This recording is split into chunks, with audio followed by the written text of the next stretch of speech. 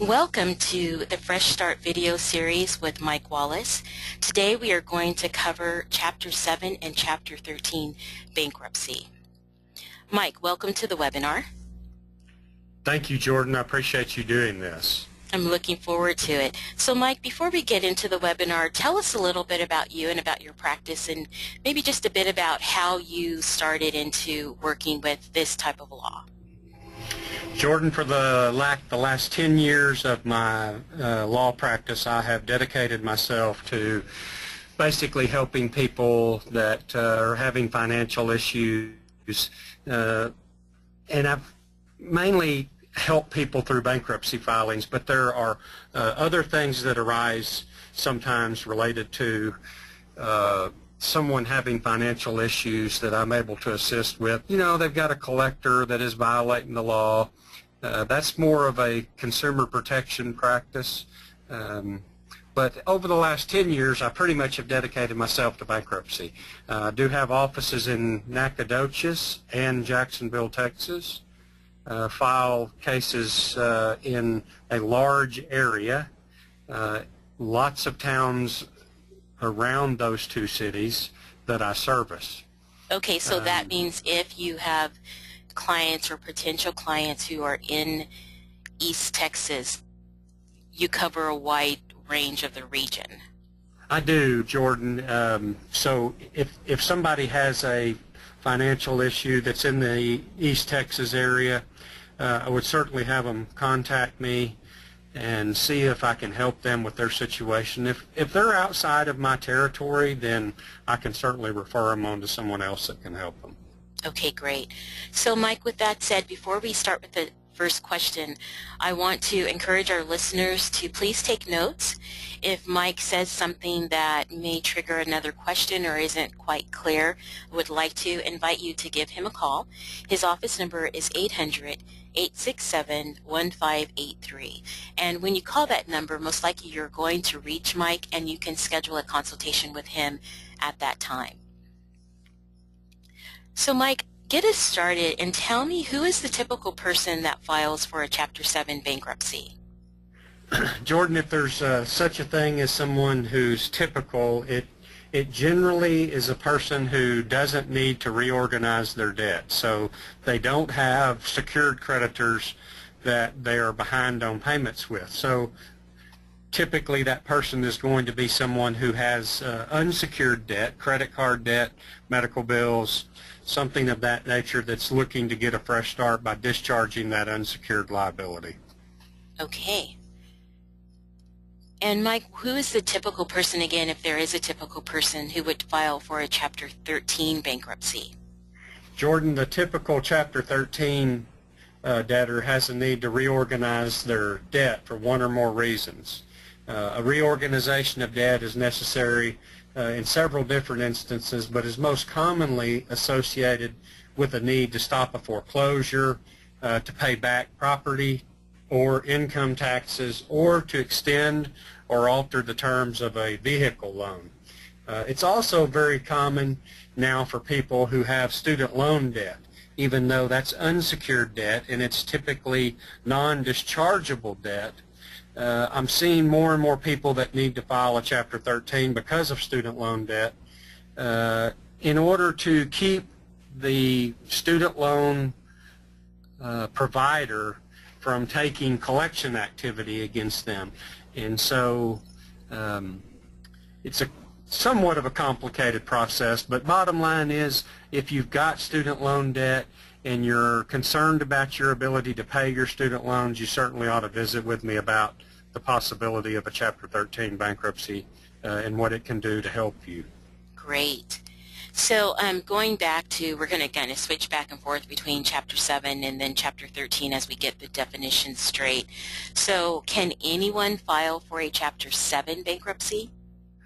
Well, the short answer to that is no. A person has to now, under the new bankruptcy law, they have to qualify to file a Chapter 7. So if a person has income that exceeds the median income for their locale, then generally speaking, that person is precluded from filing a Chapter 7. Depending on their unique financial situation, there are debtors who qualify to file a Chapter 7 bankruptcy whose income may exceed what we call the median income. And without getting too complicated, a determination is made by running what's known as a means test to determine whether or not the person qualifies to file a Chapter 7. Okay, great. And earlier you mentioned secured debt and maybe touched on unsecured debt. So can you tell us the difference between what is secure and what is not secure debt? Unsecured debt has no collateral pledge to the creditor. It's probably easiest to describe it this way. Secured debt has collateral pledge to the creditor that the creditor can take or repossess in the event there's a default in payment. And then secured debts would typically be home loans, vehicle loans, property taxes, income taxes in certain situations where a federal tax lien's been filed. Do understand that that is the only time that income taxes are secured is when a federal tax lien's been filed. And then other loans where there's some type of collateral pledge to the creditor, you could have, that can be a myriad of different things. You can have tractors pledged, somebody who's doing some farming, any number of different pieces of collateral can be pledged on a note. Now, on the other hand, unsecured debt does not have collateral pledge, and the creditor has no recourse in collecting the debt except to look to the debtor for payment. And typical unsecured debts are credit cards, payday loans, personal signature loans, and very common medical bills. So what happens to unsecured debt in a Chapter 7 bankruptcy? The debtor's liability for the debt is discharged in a Chapter 7. That means that the creditor cannot take any further action against the debtor to collect the debt. That means no further phone calls, collection letters, lawsuits. None of that is permitted once the debt is discharged. Great. And what happens with secured debt in a Chapter 7 bankruptcy? Typically, a debtor has three options with respect to a secured creditor in a Chapter 7. One of those options, redemption, which means to pay the debt off, is generally not a practical choice for someone who's filing a Chapter 7. So the debtor's left with, in practical terms, two choices: reaffirmation of the debt or a surrender of the collateral. And so if a secured debt is reaffirmed in a Chapter 7 bankruptcy, the debtor remains personally liable for the debt and continues to pay the creditor under the contractual agreement they have with the creditor. The debtor can surrender the collateral to the creditor and discharge their personal liability they have to the creditor also. And it's fairly common for people to surrender real estate and vehicles to creditors in Chapter 7s. The debtor does this to avoid future liability to the creditor for items that they no longer can afford. Wow, it sounds pretty extensive. I'm so glad people have you to call and sort it all out with them. And Jordan, related to that, I get people all the time that do contact me, and they're having financial trouble, and someone has mentioned bankruptcy, or they've seen something related to bankruptcy, but they really don't know where to start, and they don't really have any working knowledge of Chapter 7 and Chapter 13. So hopefully this webinar will help that type of person get at least a basic understanding before maybe they give me a call. Right. Well, that is why these Fresh Start webinar series videos are so important, so that people can get an understanding again that you want to work with them. They get to hear a bit about your personality and your manner, because I think all of this can be overwhelming. It can be, but I tell you, I have people all the time that are anxious and about their financial situation and about the possibility of having to file a bankruptcy. And I always, just visiting with that person and getting them to a point where they can make an informed decision, I find it can happen fairly easily. And again, this information today certainly should be of help to them. Excellent. So Mike, how does a Chapter 13 bankruptcy work? Jordan, with respect to how a Chapter 13 bankruptcy works, debtors in a Chapter 13 bankruptcy must make payments to a trustee for a period of time no shorter than 36 months and no longer than 60 months. This period is known as the commitment period and is determined by whether the debtor's income is above the median income or not. And the amount of the payment is determined by putting a very specific budget together. The debtor's net income is determined from all sources of income that's available to them, and then you subtract all of the monthly living expenses from the net income to arrive at an amount that is known as disposable income. It is the disposable income amount that is paid to the trustee. So in order to have a plan of reorganization that will work, what we refer to as feasibility, there has to be enough disposable income to pay the secured creditors for the collateral that the debtor wishes to retain.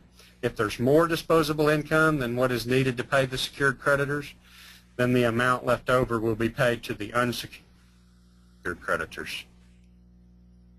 Great. So who typically needs to file a Chapter 13 bankruptcy? Generally speaking, it's someone who might be behind on mortgage payments and is possibly facing a foreclosure. Also, as we mentioned earlier, maybe someone who's behind on vehicle payments, property taxes, or might owe the Internal Revenue Service for back taxes. In addition, Chapter 13 is sometimes in the best interest of people who have more student loan debt than they can pay. In that scenario, even though the student loan debt is non-dischargeable, the debtor might benefit tremendously by paying the student loans through a Chapter 13. And then, of course, those persons who cannot qualify to file a Chapter 7, their only option is to file a 13 if they want to go into a personal bankruptcy. Okay, so what do you recommend if someone wants more information about a Chapter 7 or a Chapter 13 bankruptcy? Jordan, I recommend that they give me a call and we talk in more detail about their specific financial situation. I offer free initial consultations, so there's no obligation if you give me a call. If desired, I can get you in for a face-to-face consultation.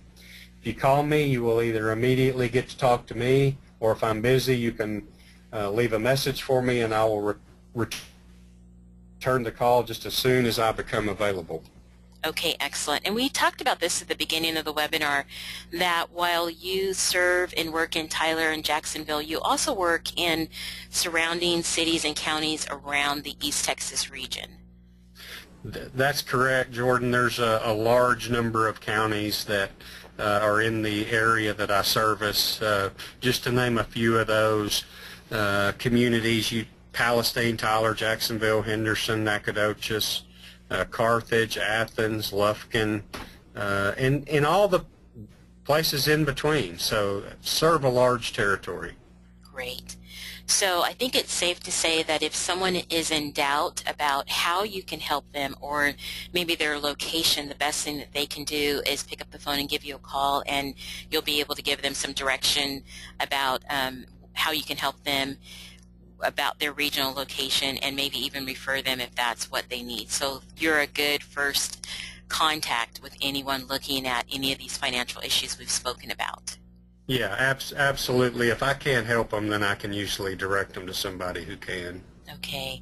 Mike, thank you for doing the Fresh Start webinar series today, and I look forward to more of these webinars with you, because they are very informative to your audience and just to people who don't know where to turn for help. Thank you, Jordan, for hosting it. Sure. Thank you for joining the webinar today, and I want to invite you to visit the website, to look around, to read the blog, and Mike has a lot of information on his website about all kinds of financial questions. He writes blog posts that help you formulate your questions in your certain situations, so that when you do talk with him, you'll have a better understanding of the direction and plan and just options that are available to you. So again, thank you for joining us, and I will be with you the next time on the Fresh Start webinar video series.